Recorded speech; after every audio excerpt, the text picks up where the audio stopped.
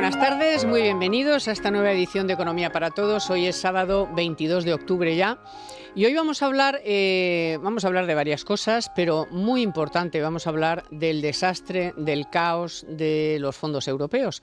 Esos fondos que venían, según Sánchez, a modernizar España, a hacerla más resiliente, más moderna, más sostenible, más no sé cuántos, más feminista, más todos los istas. Y resulta que nada de nada, que ya les veníamos contando aquí que los porcentajes que nos daban de ejecución eran absolutamente ridículos, que las comunidades autónomas todas se quejaban, que las pequeñas y medianas empresas decían que no les había llegado ni un duro, que las grandes tampoco, o sea, que no estaba llegando a nadie, que eso era un caos. Y efectivamente, una compañera de ABC justo publicaba ayer y antes de ayer dos noticias importantes sobre esto, y es que ni Montero ni Calviño se han estado ocupando de este asunto, que les parecía un marrón. Imagínate, un marrón, hay que fastidiarse. Tenían que montar un sistema de control y lo montaron antes de ayer y tampoco funciona. Así que en septiembre, según nos ha contado esta compañera de ABC, vinieron unos auditores de la Unión Europea a ver qué narices estaba pasando con el dinero que ya nos habían entregado y que no estábamos cumpliendo con determinadas cosas, sobre todo, pero no solo, con el control de los fondos, es decir, dónde está el dinero, a quién se le ha dado, qué ha pasado con el dinero que ya os hemos dado. Y el sistema de control lo tenéis que montar y veremos a ver si os damos más dinero. Acuérdense que la semana pasada Bloomberg publicó que efectivamente al gobierno de España le estaban dando un toque desde Bruselas porque no estaba haciendo lo que tenía que hacer con los fondos y que como que no estaba muy lejos la cosa de que no os vamos a dar más dinero, de paralizar la entrega de fondos. Ahí luego hubo que si un desmentido, que si yo te digo, que si tú me dices, que si anda por favor, di que no, di que sí. Pues miren, esta es la realidad. La realidad es que en septiembre, no ahora, en septiembre vinieron unos tíos y les dijeron aquí al gobierno que qué habéis hecho con el dinero. Y no sabemos qué les habrán dicho porque ni han cumplido algunas de las promesas ni han cumplido, sobre todo y más importante, el control. Bueno, vamos a hablar de eso porque tiene tela, porque es que a todo esto, a los pocos días de desmentidos y de no sé qué, oye, que cesan a la responsable de los fondos. Y ahora también por ABC nos enteramos de que también se fue el segundo. ¿Por qué? Porque no quería firmar papeles que le ponían encima y que no sabía muy bien lo que era. Así que ahí hay un buen tomatazo y veremos a ver cómo acaba la cosa. Después sabemos que ayer, por un director general del INE, que en el tercer trimestre el frenazo es un hecho de la economía española. Dijo que más o menos el cero, décima arriba, décima abajo, a pesar de que el turismo no había ido tan mal, pero era otra cosa que se caía por su propio peso. Así que las previsiones que han ido saliendo del Banco de España, del AIREF, de Funcas, del Colegio de Economistas, General de Economistas, todos ya estaban hablando del 1 poco, menos del 1. ¿Por qué? Pues porque el tercer trimestre había sido malo. Y ahí estaban los datos. Pero ¿qué pasa? Que le da igual. Los presupuestos están montados sobre una cifra absolutamente descabellada y no se cumplirán, pero es igual porque los socios de Sánchez ya le dijeron ayer que no iban a poner encima de la mesa ninguna enmienda a la totalidad, porque ya verán el riñón que le vamos a tener, bueno, los dos riñones seguro, que les vamos a tener que dar para que se los aprueben a Sánchez estos presupuestos. Bueno, vamos con todo esto, les presento enseguida a las dos personas que me acompañan, aunque ustedes los conocen de sobra. En la radio menos porque todavía no han hablado, no son como yo que habla sin que le presenten. ¿Quiénes son? Pues Domingo Soriano, que es ¿Qué tanto más? No lo digas, un estudioso, está ahí hasta el último minuto, está ahí con sus notas estudiándose el tema, y Luis Fernando Quintero, ¿qué tal, Carmen? También se los estudia y también los publican. Sí, no, Domingo es un profesor. Domingo es un maestro, es un profesor para nosotros ya. No es más que un compañero, más que un amigo, y un fiel escudero en Tu Dinero Nunca Duerme, ¿eh? No me puedo quejar, siempre le tengo mañana a las 2. Mañana a las 2, pero hoy Economía para Todos, que es sábado, Luis Fer, te lo recuerdo. Eso es el domingo. Vamos a ver. Claro, es que no nos puede sorprender ya nada de este gobierno, pero bueno, oye, han sabido nuevos datos sobre el caos que eran los fondos europeos. Eso lo sabíamos. Lo que no sabíamos era lo que se estaba cociendo ahí dentro. Y lo que no sabíamos era que del gobierno, nadie del gobierno se estaba ocupando de esta cuestión, a pesar de que ya nos han dado dinero y de que teníamos unos compromisos que cumplir. Bueno, se presentan aquí unos tíos en septiembre y les cantan las 40. Así que una se va, el otro se va, una ministra no sé qué, la otra no sé qué, el sistema no funciona y la Volkswagen que dice que ya no hace ni lo de Sagunto. ¿Cómo lo veis? Bueno, qué sorpresa. Os quiero decir a los de la Unión Europea, a los representantes de la Comisión que vinieron, seguro que era algo inesperadísimo. A ver, el gobierno español, ahora vamos con el gobierno español, tiene buena parte de culpa, pero esto no evitemos la crítica, no evitemos la crítica a la raíz de la cuestión, que está en el plan en general, el plan que puso en marcha la Unión Europea, que era completamente absurdo para todos los países, desde luego para algunos como España, Italia, que hemos dado muestras en el pasado de absoluta falta de credibilidad y de que incumplimos constantemente nuestros compromisos, peor. Pero esto de decir, no, vamos a salir del COVID regando con 750.000 millones a las economías de Europa, un dinero que nosotros decimos que vamos a controlar desde Bruselas, pero que para empezar se lo van a dar a los gobiernos y que los gobiernos van a decidir dónde tiene que estar, cómo lo van a ir repartiendo y en base a unos criterios que ya se están demostrando en estos últimos 2 años completamente absurdos. Y digo que se están demostrando porque los criterios estos de sostenibilidad, de transición energética, son los que nos han llevado hasta aquí, no en los fondos, sino en todas las demás cuestiones que iremos viendo a lo largo del día de hoy.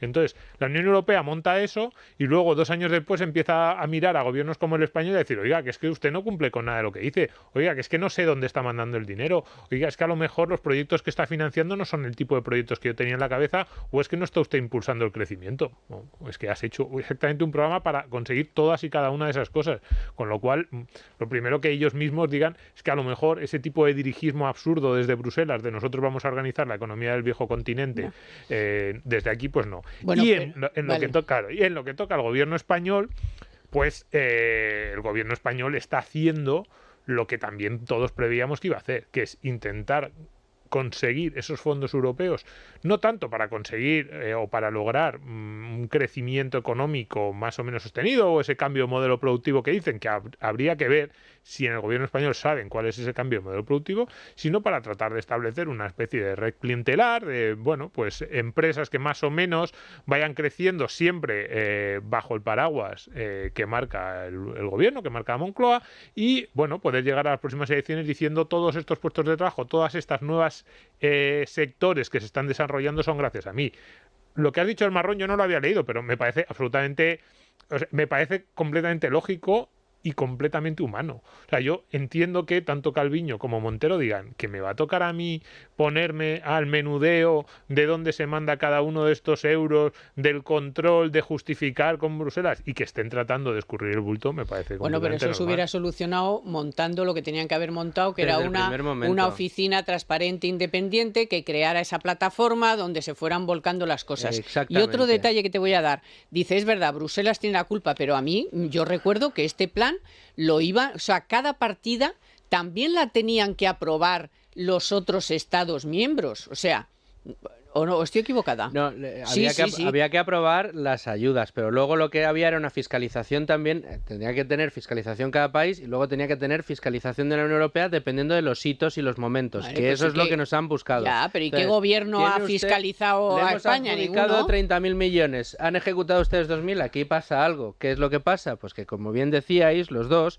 el gobierno los está utilizando abiertamente, en palabras que todo el mundo entiende, de chantaje. ¿Qué hace el gobierno con los fondos europeos? Mirad, chicos, cuánto dinero tengo conseguido. A ver, empresarios del IBEX 35 a los que os estoy metiendo la mano en el bolsillo. No os quejéis tanto, que os tenéis que portar bien para que yo os adjudique todos estos proyectos y que podáis meterlos en balance, todas estas ayudas de los fondos europeos. Eso es lo que lleva haciendo. El problema es que lleva mucho tiempo enseñando los billetes y poco tiempo ejecutando proyectos. Y ahora va a ser por eso por lo que se les meta el dedo en el ojo al gobierno, en concreto con el uso de los fondos. Pero a mí me gustaría recordar, el libre mercado ya en el mes de junio, publicamos una información sobre los fondos europeos que encabezaba de la siguiente manera: se avecina un problema de proporciones épicas merced a la gestión de los fondos europeos. Esa información que publicamos en Libre Mercado no hacía tanto referencia a la ejecución de los fondos, que es un poco lo que se ha venido a poner ahora sobre encima de la mesa, que no está siendo correcta, sino a la administración de esa ejecución, que es el meollo del cogollo. Y uno de los problemas que tenía era, entre otras cosas, que no quedaba claro, por ejemplo, quién iba a sufragar el coste del IVA de los proyectos a los que iban a ir dedicados esos fondos. En algunos casos tenían que ser las comunidades autónomas, en otros casos tenían que ser... se podían poner los impuestos de IVA contra los propios fondos europeos, y había una melee, un problema entre las comunidades autónomas, entre los distintos departamentos de las distintas consejerías responsables de organizarse con las empresas a la hora de buscar aquellos que iban a desarrollar los proyectos, que era gigantesco. Y todo esto era en junio. Evidentemente, cuando llegan en septiembre los señores de la Unión Europea y ven el guirigay que hay aquí y cómo se han utilizado los fondos europeos precisamente para tratar de sacar rédito, y lo que digo, enseñando los billetes y no llegando a las conclusiones finales con las empresas y con los propios proyectos, pues normal que nos metan el dedo en el ojo, normal que nos llamen la atención y normal que se haga lo que se está haciendo. Porque tienes tu razón, Carmen. Fíjate si era sencillo. Anda que no tenemos oficinas de ayuda a no sé qué, plataformas de confederaciones, de amigos, de no sé cuánto, financiado con dinero público. ¿Cuántas plataformas de estas tenemos? ¿Cuántas oficinas de ayuda a la mujer? ¿Cuántas oficinas de ayuda al gato pardo? ¿Cuántas oficinas de ayuda al mirlo en peligro de extinción tenemos en España? Y no teníamos una oficina de fiscalización de los fondos europeos como nos pedían. Bueno, ¿tan difícil era? No, es que ya sabemos que no querían que tuviera ninguna... ¿Por qué? Porque querían tener oficina. La billetera y enseñar los billetes, pues y decir, Telefónica, mira... Y dárselo a algunos de los amiguetes para que hicieran sus proyectos. Sí. Solo muy breve sobre este asunto. Vale, todo lo que hemos dicho... un drama, pero es que el drama luego tiene nombres y apellidos, o sea, porque esto parece que, bueno, sale los auditores, Bruselas, no sé qué, no, pero es que iba a haber una fábrica de baterías en Sagunto que iba a dar empleo a 3.000 personas y está en el aire. Ya hace tiempo que también la Ford dijo eso del PERTE del automóvil, que os den con el PERTE del automóvil y tal. Tampoco se ha conseguido dar mucho dinero para la rehabilitación de viviendas, pero vamos a ver, si estamos hablando de energía y estamos hablando todo el día de la sostenibilidad y del ecosistema y de la no sé cuántas, lo primero es, a lo mejor, cambiar las ventanas de las casas, vamos, ¿no? Pero si eso rehabilitar las viviendas, bueno, tampoco se ha dado el dinero para eso. Pero si lo sabemos, cualquiera que se haya comprado en los 2 últimos años un coche híbrido o eléctrico o híbrido enchufable, le han dicho que le van a dar una ayuda. Esa ayuda no llega. Te dicen que te la van a dar, te la cobran y luego cuando llegue te lo descuentas. Luego lo tienes que meter en la declaración de la renta. Pero no llega, no termina de llegar. No. Pónganse ustedes paneles solares en la casa, que le financiamos los paneles solares, le damos una subvención del 50%. Que nos llame alguien que haya recibido la subvención, porque lo normal es que te lo cobran todo, pide la subvención y si hay dinero el día que llegue, pues te lo damos, pero nadie te garantiza que te vaya a llegar. Y eso es con todo, es decir, y esas ayudas se supone que son con cargo a los fondos europeos, con lo cual, insisto, te enseño el billetito, te digo que te voy a poner más barato el coche y cuando lo vas a pagar lo tienes que apoquinar tú. Bueno, o sea, si no saco un autobús y los cazo a lazo a los... que sí, que usted quiere el ingreso mínimo vital, se lo digo yo, que usted lo quiere. Sí. Bueno, muy breve, Domingo. Solo que me encanta vuestra ingenuidad, pensar en lo de la... No, en la vuestra y en la de Bruselas, aunque en Bruselas ya dudo. Es decir, a ver, que llevamos 25 años, digo, desde que... Y eso por ir remontándonos a lo del euro, sin que ninguno de los países... Sin que Bruselas haya conseguido controlar el gasto de ninguno de los países. Entonces, por eso decía que el plan era absurdo desde un inicio y sigue siendo absurdo ahora. Porque España probablemente no tiene ni siquiera la infraestructura. Mi apuesta es que este plan va a ser peor que el plan E.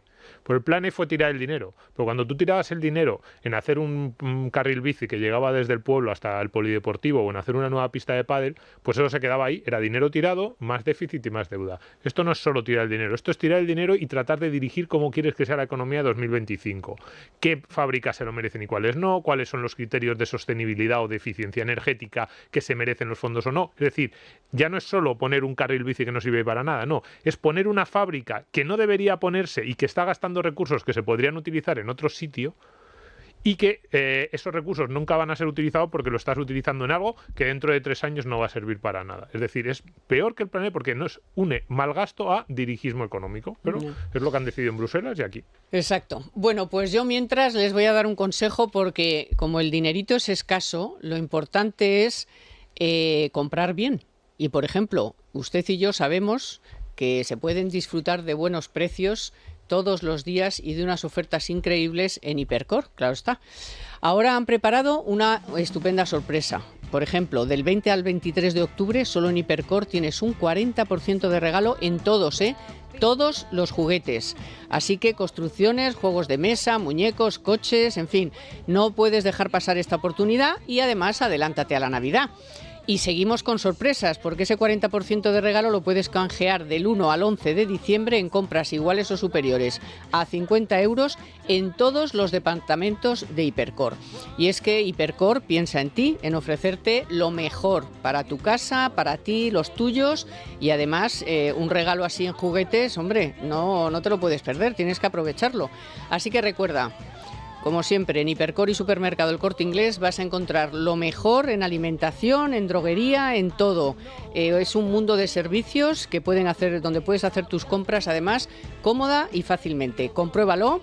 Desde luego, para mi compra diaria no hay nada como Hipercor y el Supermercado El Corte Inglés en tienda, web y app. Consulta condiciones en la promoción en tienda o web. Bueno, y si hablamos de ahorrar en la compra diaria, no les digo nada si hemos conseguido ahorrar un poquito, porque cada día es más evidente la importancia de la cultura financiera y más en estos tiempos. Aquellos que hayan ahorrado e invertido, pues claro, van a ser capaces de afrontar, lógicamente, con un poquito más de tranquilidad, pues todos los retos que tenemos por delante.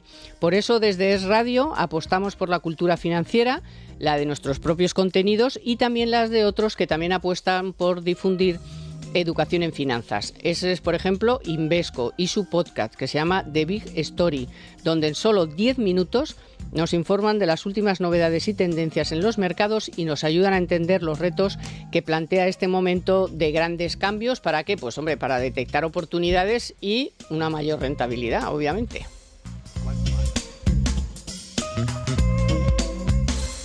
¿Cuánto hace que no ves crecer tus ahorros? No pienses más. Ahora en Santa Lucía AM te damos un 2% invirtiendo en nuestros fondos de inversión. Entra en santaluciaam.es y dale un extra a tu dinero. Promoción válida para aportaciones y traspasos a partir de 1.000 euros. Periodo de permanencia 24 meses. Válida hasta el 15 de diciembre o hasta agotar la cantidad máxima destinada.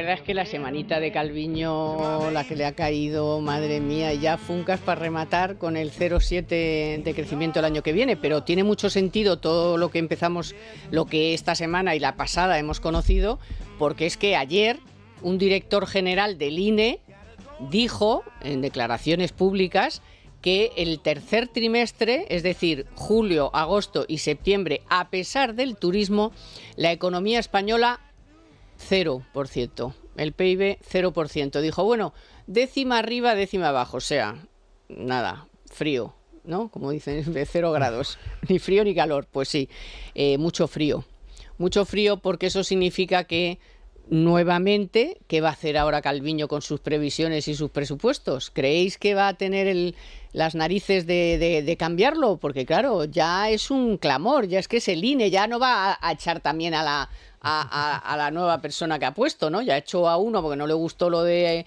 primeros de año, no va a echar a otra, porque no me gustas, te quito. Pues espérate. Nunca digas de este agua no beberé. Espérate. Sí, Vale. bueno, A ver, sobre el crecimiento económico, que no van a cambiar las previsiones y los presupuestos, está claro, y más aún, tú decías antes que los socios les han dicho que estos que no les van a poner una enmienda, ¿tú te crees que van a arriesgarse a que haya...? No, es decir, por una pura cuestión, y casi lo veo hasta lógico, de que esto de siga, trámite claro. parlamentario, que esto siga, no va a haber ningún tipo... Pero ya no solo por el trámite parlamentario, porque a lo mejor se podría decir, no, pues a lo mejor se podría incluir una enmienda, pero yo creo que no quieren abrir nada. Es decir, ellos ya han ido pactando con todos los grupos que necesitaban las votaciones aquello que les iban a dar, y ni se plantean. También te digo que me parece lógico viendo lo que ha ocurrido con los presupuestos, por lo menos desde que yo los sigo. Es decir, yo en los últimos 15 años, desde que soy periodista de información económica, que sigo los presupuestos, no se han cumplido nunca, han sido desde el minuto 1, papel mojado, todos lo sabíamos, y era un documento político, no económico, con lo cual, en ese sentido, yo también entiendo que Calviño o Montero digan que no se los cree nadie, pues como no se los han creído los de los últimos 14 años. Que estos son todavía más increíbles, pues bueno, pues es una cuestión más de grado que de la sustancia, la última cuestión. Y luego lo del crecimiento económico sí es importante. Es importante, uno, porque le va a hacer mucho daño a esa retórica del gobierno, retórica falsa de que somos el único país que sigue creciendo, somos el país de Europa que más crece. Porque claro, es retórica falsa porque si no dices que es que, claro, fuiste el que más cayó con el COVID, el único que todavía no ha recuperado los niveles 2019, es absurdo, claro, si uno pasa de 100 a 90 y el otro de 100 a 50 y luego el de 100 a 50 pasa a 60 y el otro pasa a 95 y dice, no, tú solo has recuperado 5 y yo he recuperado 10. Y dice, hombre, es que estábamos los dos en 100, tú estás en 65 y yo en 95. Pero esa es la retórica que está utilizando el gobierno en las últimas...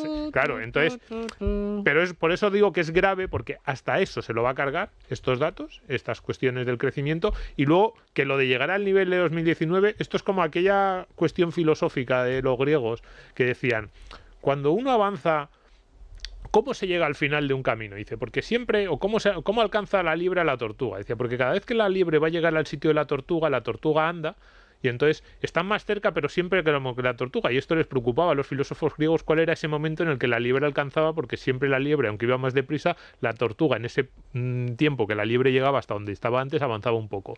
Pues esto del 2019 pasa lo mismo. Cada 2 meses al gobierno se le aleja más el objetivo de llegar al punto de que estábamos en 2019. Es como que avanzamos, pero nunca llegamos a donde está la tortuga, que es nuestro límite nuestro límite, el nivel de 2019, que aquí nos hace gracia, pero es muy grave. Ya. Que la economía española todavía esté por debajo del nivel de 2019. Igual ya no hay más cara a cara porque, claro, se le desinfla otro de los grandes mentiras que contó el otro día Sánchez en el Senado.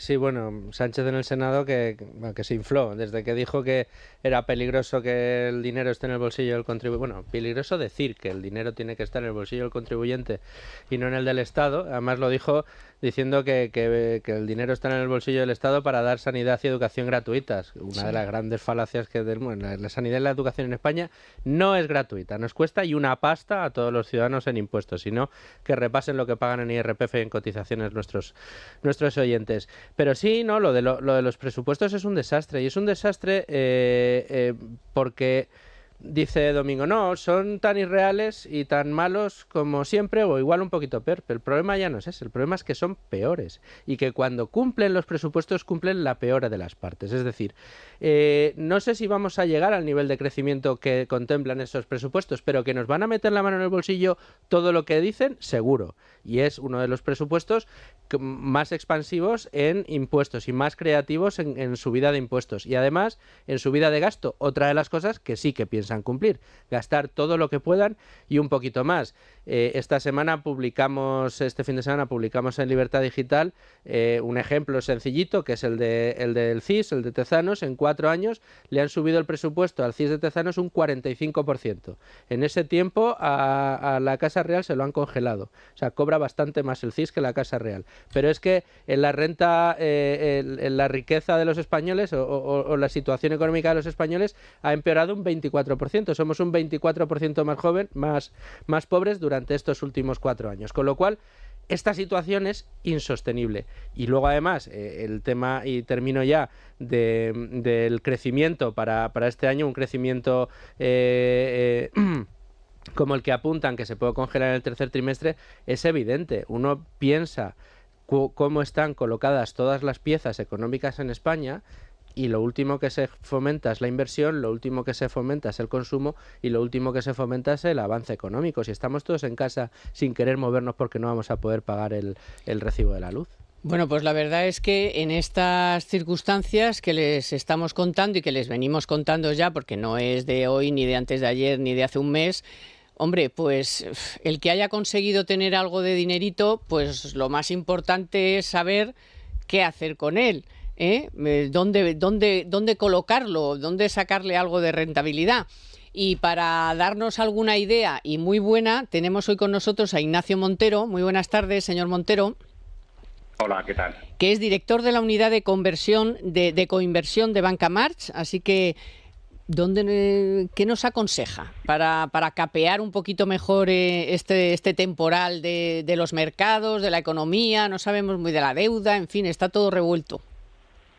Pues sí, yo diría que, como dices, en estos momentos convulsos de incertidumbre económica, una de las mejores opciones es poner el dinero allí donde lo ponen los accionistas de tu propio banco. No hay nada mejor que tener los intereses alineados. Y qué mayor garantía que ser socios en las mismas inversiones. Pero si encima el banco con el que inviertes es el más solvente de España, pues estamos doblando la seguridad tan buscada en estos momentos. Y esta opción existe, se llama coinversión, y en Banca March somos pioneros con más de 20 años de experiencia y de track record. Denos algún detalle más, señor Montero, de esto de la coinversión, porque a lo mejor algunos nos hemos perdido. ¿Qué es exactamente? Sí, claro. Sí, la coinversión es permitir a los clientes del banco a que participen en las inversiones que realizamos en nuestra entidad. Aprovechando la oportunidad de estas estrategias que tenemos bien definidas con nuestra experiencia, y, por supuesto, participando en la misma rentabilidad que estamos obteniendo nosotros. Como decía, en tiempos de incertidumbre económica, los ahorradores se refugian en la solvencia, y la coinversión es, sin duda, la mejor de las opciones. Y en este sentido, Banca March ofrece pues una doble garantía, ¿no? Ofrece ser líder en solvencia y líder en coinversión. Y algunos datos ya nos podrá dar, ¿no?, para comprobar que estaría ahí nuestro dinerito bien puesto. Por supuesto. Ponemos unos ejemplos, ¿no? Desde el año 2008, que esta actividad de coinversión está en Banca March, pues hemos invertido en más de 2.600 millones. En torno a 1.750 clientes han participado con nosotros en esas inversiones, y 1 de cada 3 clientes han repetido. Aspecto muy importante. ¿Por qué repiten? Pues porque es rentable, porque se obtienen recuperaciones de 1,5 veces y 2,5 veces el ahorro aportado. Y esto para nosotros es la solvencia, ¿no? Es la garantía, es la seguridad y es la rentabilidad de las inversiones que hacen con nosotros. Pues muchísimas gracias, señor Montero. Vamos a ver si rompemos el cerdito y podemos meter ahí algo, porque ¿hace falta mucho dinero o se puede meter poquito? A ver, son inversiones que son muy específicas, pero se ha ido bajando el importe de la inversión en los últimos años para llevarlo a más atomizado, más popular, a clientes, claro, más popular. Muy bien. Se ha intentado popularizar. Pues muchísimas gracias, don Ignacio Montero, que es director de la unidad de coinversión de Banca March. Así que gracias por el consejo y hasta la próxima. Muchas gracias a ustedes. Adiós. Estábamos hablando de presupuestos, del cuadro macroeconómico, de sus pies de barro, de que, bueno, pues es una cosa política, que las cuentas no salen por ningún lado, porque con ingresos futuros se están pagando cosas estructurales, como por ejemplo, ya han denunciado muchísimos, pero concretamente el Banco de España, que ha dicho que solo la subida de las pensiones y la subida de los salarios públicos son 20.000 millones, o sea, y eso ya se queda ahí. Quiero decir que no es una cosa que es, bueno, este año y ya... no, ya eso se queda ahí. Luego, por ejemplo, los intereses de la deuda, que se pasó Calviño un mes diciendo, si nosotros lo tenemos todo vendido, si no va a suponer nada, zasca, o tiene que subir la partida también. En fin, cosas No, pero es que además todas estas partidas que tú estás diciendo son muy importantes porque es ese gasto que yo digo no disponible o con el que no puedes hacer nada porque son compromisos del Estado español que se mantienen en el tiempo. Eso es peligrosísimo. Cada vez los presupuestos, eso no pasa solo en España, pasa en todos los países occidentales, cada vez los presupuestos tienen más parte de este gasto. Que uno dice, y si llegara el ministro de Economía, quien fuera, Rayo, dice, es el mejor economista joven, dice, no te creas que tendría tanto margen de maniobra, porque al final todos estos gastos no te los puedes quitar. Y eso es creciente, y este gobierno lo único que hace es acrecentar todavía más este tipo de gasto. Entonces, los intereses muy importantes. Y claro, Bruselas nos está diciendo, este es un gasto que se ve muy bien a futuro, porque dices, esto lo vas a tener que seguir pagando en 2023, 2024, los pensionistas no se te van a ir. Eso lo puedes establecer no solo te van a ir, sino que cada vez hay más. Que van a venir en masa ahora con el boomer. Los intereses de la deuda, tú sabes la deuda que tienes emitida. El año que viene tienes que refinanciar 250.000 millones. Entonces, es un gasto que es bastante previsible. Y todo apunta, evidentemente, que es una montaña que sube y el gobierno no tiene ningún interés ni en tocar esto ayer, ni nada. solo por dar datos, ayer se publicó el dato de, bueno, ya 1,5 billones ya. O sea, la deuda sobre el PIB ya está en 1,5, que era como, pues sí, ya está ahí. Pero vayamos a otro dato. Decías, en pensiones y salarios públicos, 20.000 millones de euros más. 20.000 millones de euros más al presupuesto que ya había, que era expansivo, porque habían aumentado el número de empleados públicos de una manera notable y estaba en 350.000 millones más 20.000, estamos en 370.000 millones de euros para pagar pensiones y sueldos y salarios de empleados públicos. Estamos hablando de que solo en pensiones y sueldos y salarios de empleados públicos se va ya más de la mitad del gasto público total en España. Es que se dice pronto, pero estamos sosteniendo a más de 13 millones de personas con salarios crecientes, una población, un sistema productivo que está condenado a pagar unos costes de producción cada vez más altos, una inflación cada vez más creciente, tener menos dinero disponible y además con impuestos crecientes. Es decir, pensemos en el volumen de la broma, que es gigantesco. Ya, porque nos hablan, nos han estado contando esta semana que si va el IRPF, que si lo contáis muy bien en el Libre Mercado, si no lo han leído todavía, léanlo, que es el timo de la rebaja de las retenciones. Sí. Ojo con eso, que lo han aumentado a 31.000 euros que ganas brutos al año, que te lo quitan ahora, pero que en la declaración del 24 te lo vas a tener que pagar. O sí, sea, para es que todo es un timo. Ve que a todo le ponemos timo. El timo del tope del gas, el timo del ingreso mínimo vital, el timo del bono del joven, el timo del bono... Tú fíjate cómo lo han hecho. Fíjate cómo lo han hecho, y aquí no seremos mal pensados, pero fíjate cómo lo han hecho, que el que no te la rebaja, la rebaja milonga, la va a notar antes de las elecciones. Y el que tenga que apoquinará después de las elecciones. O sea, el año que viene. Que fíjate cómo, o sea, en lugar de corregir y decir, la hemos fastidiado, esto hay que corregirlo, hay que cambiarlo para que no se produzca este problema y no hagamos a la gente tener que devolver lo que no pagan este año. No lo han arreglado, lo han hecho para que en la declaración de 2024 haya que devolverlo. Es un despropósito de proporciones bíblicas. Y con esto del gasto que se va acumulando, de la falta de credibilidad del gobierno, de los toques de atención de Bruselas y del presupuesto que no sirve demasiado, mucho cuidado, porque decíamos, los ingresos y los gastos, como siempre, lo que hay son, digamos, las previsiones fallan por los dos lados.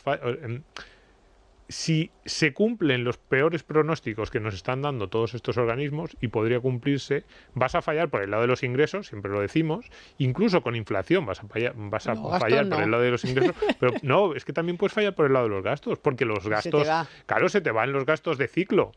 Si tienes más desempleo, si tienes más ayudas a las familias, entonces se te van a ir por los dos lados y va a ser muy peligroso.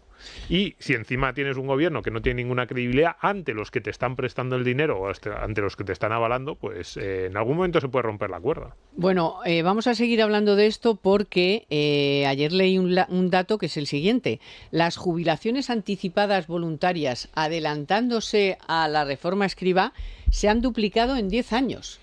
O sea, la gente dice que yo me piro, que me quitas algo, quítamelo, pero es que igual dentro de 2 o 3 años lo que me va a quedar es mucho menos. Claro. Así que pensar lo que vamos a comentarlo ahora, porque hoy, como veréis, estamos muy fomentadores del ahorro, porque es que es muy importante ahorrar. Ya sé que es muy difícil, pero a poquito, lo que sea, el cerdito, la cuenta tal, algo, de verdad, los jóvenes, por favor, tienen que ahorrar. Y claro, ahorras y ¿qué quieres? Pues buscar la menor incertidumbre, ¿no? Ya que has ahorrado. Entonces, hay una entidad con solvencia que le puede ofrecer seguridad, asesoramiento personalizado, una buena rentabilidad y la confianza de estar en buenas manos. Así es Banca March, el banco más solvente de España, que lleva casi un siglo ofreciendo un servicio excelente y los mejores productos para hacer crecer sus ahorros. Banca March, crecer juntos.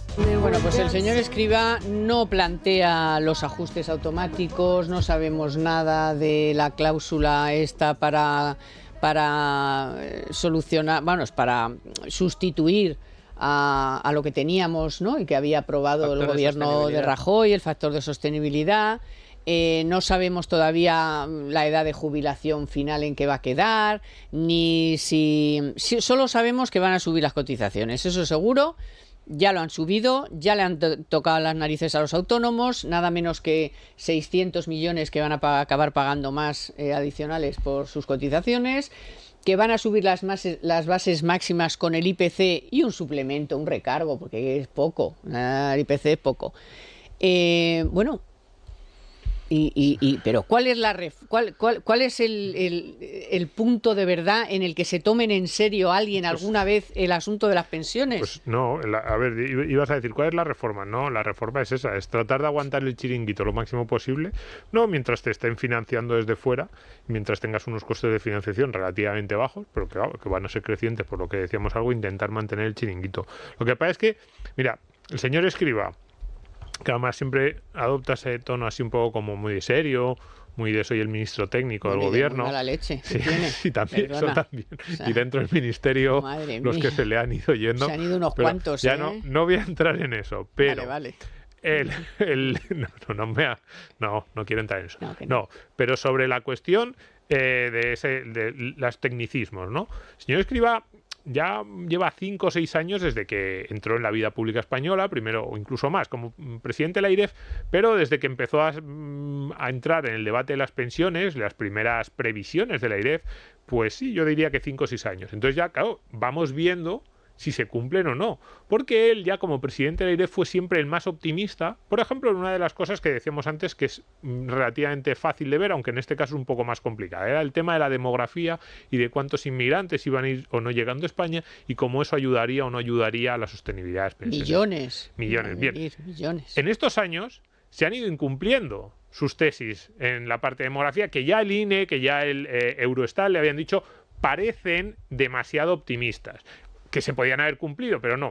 Que yo sé que ahora, por ejemplo, alguno dirá, bueno, claro, pero es que esto ha pasado, es que ha habido un COVID, ha habido una pandemia, ahora hay una guerra, es que ha habido una serie de cuestiones que han influido. Y yo digo, si yo no digo que no influyan, lo que digo es, precisamente cuando tomas unas previsiones, trata de que no sean las más optimistas de va a salir todo bien, porque no sabíamos que iba a venir una pandemia, pero siempre pueden surgir cisnes negros. Un par de escenario mínimo. Vamos a dejarlo así. Un poquito, en un plan B mínimo, ¿no? Entonces, lo que estamos viendo es que las previsiones de lo que se suponía que nos iba a salvar no se están cumpliendo, la natalidad no aumenta, que esa era otra de las previsiones. No, es que va a empezar a aumentar la tasa de natalidad. ¿Por qué? No, porque yo creo que España no podemos mantenernos con esta tasa de natalidad de 1,3. Pues está ahí y si acaso bajando, entre los españoles de origen incluso bajando. Inmigración no te llega. Crecimiento económico no consigues, porque también esa era otra tesis. Entonces dices, todas y cada una de las predicciones que tú hacías para decir ¿por qué el sistema podría ser sostenible sin necesidad de ajustes? No se están cumpliendo. Y encima has quitado los pocos ajustes, es verdad, eran ajustes automáticos de la reforma de 2013, por eso gustaban en Bruselas, porque decían, se cumplan o no se cumplan las previsiones, el ajuste entra. Si se cumplen, entra menos, porque no era automático de que el ajuste fuera a hacer del 10, no, era, si creces mucho, si tienes más natalidad, si tienes más inmigración, el ajuste en vez del 10 es del 1. Y si todo te va mal, en vez del 10 será del 12 porque la cuenta no sale. Pero precisamente por eso les gustaba Bruselas. Entonces, los hemos quitado todos. Y eso sí, al ministro técnico Ninguna de esas otras predicciones, que por cierto, cuando las presentaba, se metía con el INE, con Eurostat, con el Banco de España, con todos, y decía que las únicas buenas eran las suyas, pues ninguna de ellas se le cumplen. Y seguimos en el mismo camino. Bueno, no se le ha cumplido ni el ingreso mínimo vital, que ha salido con el autobús amarillo, el camión amarillo, el tractor amarillo. Bueno, y el tractor en círculo, en su círculo virtuoso, de que ha descubierto desde la IREF, que decías Domingo cuando estaba ahí pontificando efectivamente con esas previsiones que no se le han cumplido, ahora, desde que maneja presupuesto público y BOE, macho, ha descubierto el círculo virtuoso de la prestación pública y el estado de bienestar. Claro, como maneja dinero a expuertas y pues le aprueba los proyectos, si luego lo deja sin repartir. Pero lo deja sin repartir, deja sin dotar de recursos a aquellos organismos que los tienen que repartir, te encuentras con que el SEPE está que ya no da abasto, no sabe si tiene que aprobar un ingreso mínimo vital o una ayuda autonómica, porque además se han comido, que ya lo contamos en su día, competencias en esto del ingreso mínimo vital, pero bueno, él se va con su autobús, se da una vuelta. Solo para que no se me olvide, el criterio más zombie de lo del ingreso mínimo vital, que nuestro querido de Santiago nunca se olvida, es que le exigen a cada miembro de la familia que va a recibir el ingreso mínimo vital que presenten la declaración, o sea, que como al hacer la solicitud incluyan la declaración de la renta de todos los miembros de la familia. Dice, pero oiga, si es que nosotros no teníamos que hacer la declaración de la renta, porque no estábamos en los mínimos de renta. O sea, ¿hasta dónde llega bueno, pero me voy a callar. Pero así, pues así que hagan la declaración, y si hay alguno que haga fraude, pues ya le van contra él. O sea, es terrible, Carmen, es terrible, pero bueno, lo que ha dicho Domingo, a mí me parece lo más llamativo, ¿no? Cómo se le han ido incumpliendo sus propias previsiones, porque eran a todas... Es que me acuerdo, Domingo, cuando llegaste a aquella rueda de prensa y dijiste, pero ¿cómo se le ocurre a este hombre decir que vamos a tener, ¿cuánto decía? 3 millones de inmigrantes. Llegó a hablar de que necesitábamos 10 millones de inmigrantes desde ese momento hasta el año 2050. Eso también lo dijo Sebastián. 10 millones de inmigrantes netos. Claro, decías, oye, esto no es fácil de conseguir. Bueno, no, sí lo vamos a... A ver, también te digo que el ministro Escrivá, ahora que estamos hablando de presupuestos, se nota en esa parte, se nota que es el técnico el que mejor maneja el gobierno, porque básicamente lo que está intentando es cuadrar sus cuentas a base de mandarle el gasto a los demás. Es decir, él va a acabar su mandato con la seguridad social prácticamente sin déficit, buen equilibrio, no porque se gaste menos, sino porque todo se lo pagan los demás, que es los famosos las transferencias del Estado. A ver, ya vamos por 30.000 millones de transferencias directas y 10.000 millones en préstamos. Entonces, claro, él cada vez que sale dice, las cuentas de la seguridad social cada vez están más equilibradas. Esto de decir que la seguridad social tenía un problema de sostenibilidad es falso. Fíjense ustedes cómo el déficit, la tendencia va a ser a la baja, claro. Pero tiene un agujero de 100.000 millones. Pero si te lo están pagando los demás, bueno, sí, pero ya, el agujero... no, ese es el agujero patrimonial. Pero bueno, es que eso ahí el agujero patrimonial. No, que la seguridad social le debe al Estado. Pero bueno, claro, que alguien piense. Pero es que por eso ese es el absurdo de las cajas, pero es en el que nos movemos y en el que él quiere que nos movamos, de una seguridad social cada vez con un déficit inferior a base de traspasarle el gasto al Estado. Los orígenes del aceite de oliva se remontan al Imperio Romano, incluso antes, ¿no? Antes no se cuidaba la aceituna, antes lo que se intentaba mirar era nada más que el rendimiento del aceite. Entonces, pues se hacía simplemente aceite. La persona a la que acaban de escuchar sabe muy bien de lo que habla. Se llama Rosa López y es la tercera generación de una familia que desde 1965 ha vivido por y para el aceite de oliva. Su empresa, Aires de Jaén, ha conseguido que en las mesas de medio mundo esté presente uno de los productos que mejor nos define y que no puede faltar.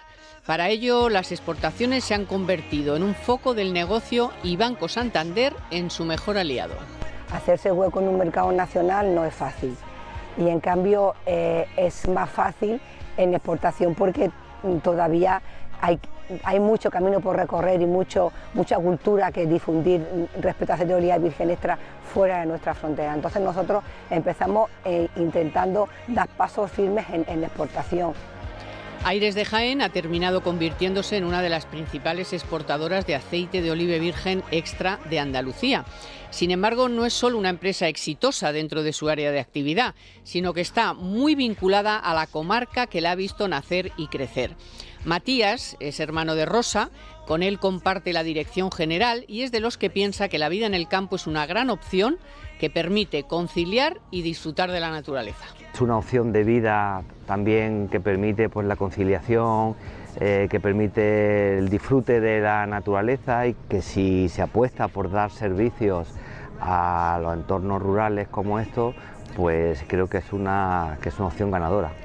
José Manuel, su sobrino, comparte esta misma visión. Forma parte de la 4ª generación de Aires de Jaén y volvió a su tierra después de formarse en Madrid. Él es un ejemplo de esos jóvenes nacidos en el entorno rural que apuestan por su lugar de origen como forma de vida y vuelven a él. Pues una persona joven que quiere apostar, ¿no?, por trabajar en el campo, ¿no?, apostar por el mundo rural, yo lo primero le animaría a que diese ese primer paso, ¿no?, ese paso, pero sí que siempre con una formación. Yo me formo en Madrid, me formo fuera, pero luego siempre es verdad que he tenido en mente mucha inquietud y muchas ganas de volver a casa, ¿no?, y seguir desarrollando ese proyecto personal y familiar que teníamos. Desde sus inicios, la empresa jienense ha mantenido sus raíces, sus orígenes, pero buscando siempre la innovación y la modernización, porque, como dice Rosa, Aires de Jaén es un proyecto integrado del campo a la botella. Aparte de ser un proyecto integrado del campo a la botella, es un proyecto desarrollado dentro de una misma finca, aproximadamente de unas 200 hectáreas de olivar. un proyecto que nació como una modesta explotación de árboles frutales y que gracias al trabajo de una gran familia ha conseguido que un producto tan español como el aceite de oliva esté presente en las mesas de medio mundo.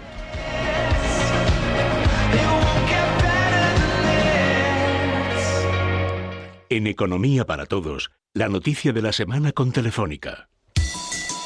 Ojo a esta noticia que le puede interesar a mucha gente. Las principales patronales bancarias están negociando con el Gobierno un Real Decreto para alargar el plazo de sus hipotecas a las familias cuyos ingresos anuales no superen 3 veces el IPREN. Ahora, por ejemplo, 24.300 euros, el año que viene 25.200. Y además a las que el pago de la cuota les aumente un 30% debido a la subida de los tipos. Otro de los requisitos que plantea el sector es que la cuota de la hipoteca, una vez revisada por el repunte del Euribor, consuma al menos el 40% de los ingresos de la familia, algo que se considera un nivel de alto endeudamiento. Dense cuenta que ahora el rango recomendado está entre el 30 y el 33%. En principio, esta medida se aplicaría sobre hipotecas a tipo variable firmadas a partir de 2012 para la compra de una primera vivienda. Bueno, está claro que la actualidad a veces nos da un extra de preocupaciones, menos mal que hay otros extras que nos ayudan a sobrellevarlo, como el que nos da Santa Lucía AM, un 2% si invertimos en sus fondos de inversión. Como lo oyes, un 2% por aportaciones o traspasos a partir de 1.000 euros con un periodo de permanencia de 24 meses. Entra ya en santaluciaam.es y dale un extra a tu dinero. Promoción válida hasta el 15 de diciembre.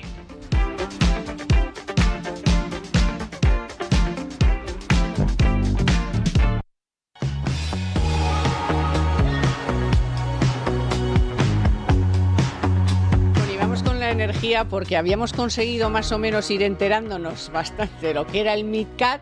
Pues nada, olvídense del MidCat, ha pasado mejor vida. Ahora hay que hablar de el Barmar, que ahora resulta que en vez de llevar gas va a llevar hidrógeno, que no se sabe quién narices lo va a pagar. No cualquier hidrógeno, Carmen. No, verde. Es hidrógeno verde. Vale, sí, perdón. Hidrógeno verde, siempre verde, todo verde. No tenemos nada aquí, nada verde. No. Sí, verde, mira, todo verde. Si es aquí todo verde, hombre. Bueno, pues eso, el Barmar. ¿Tiene subvencionada la caja? Por supuesto. Hombre, va. Esta tiene subvención desde hace ya 2 años. Total, que muy bonito, pero le ha metido un golazo Francia, sobre todo a España, porque pues yo creo que Portugal está a sus cosas y va a esas reuniones un poco, pues bueno, porque es como de la península, ¿no? Es como vecino.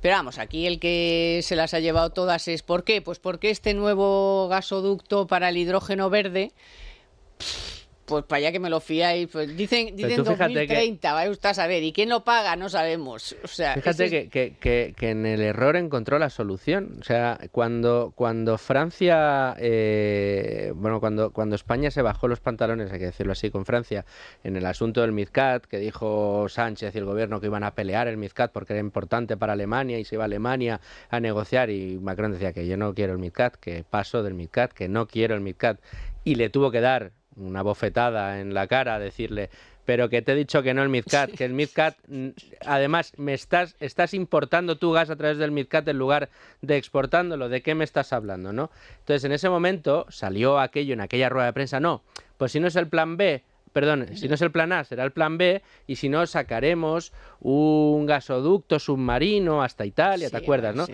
Ahí en aquel momento, en Libertad Digital, dijimos, Carlos Cuesta, en una afirmación extraordinaria, dijo, pero vamos a ver, si no hay proyecto de ningún tipo, que primero hay que hacer una prospección, ver el lecho marino, ver si se puede hacer, si se puede hacer hay que hacerlo, es carísimo y podríamos tardar de 5 a 10 años en hacer eso. Pues se ve que se leyó la información el señor Sánchez y dijo, hete aquí, pues si yo digo que esa es la opción, tengo 10 años en los que no me van a pedir cuentas y me quito un marrón de encima perfectamente. Bueno, pues es lo que ha hecho. Ha anunciado que va a hacer otro proyecto. Este es de Barcelona a Marsella. Pero sí, pero es que es a mayores, porque si Francia ya no quería una interconexión con España, porque lo que quiere hacer Francia es hacer valer sus nucleares y hacer valer su energía nuclear, y pasa de que España pueda comercializar su punto fuerte, que es el gas, pero no por el que tiene, sino por las regasificadoras que tiene España, pues entonces le dijo que el MidCat no. O sea, te van a decir que el MidCat no, porque llevas gas a Francia, y te van a decir que sí a otro por Marsella, porque ha dicho que sí, ponte y construyelo, Pues a ver qué día termina. Por eso no han llegado a ni quién lo va a pagar, ni para cuándo, ni nada. Para mí ese es el punto que yo no acabo de ver. O sea, pero ¿quién lo va a pagar realmente?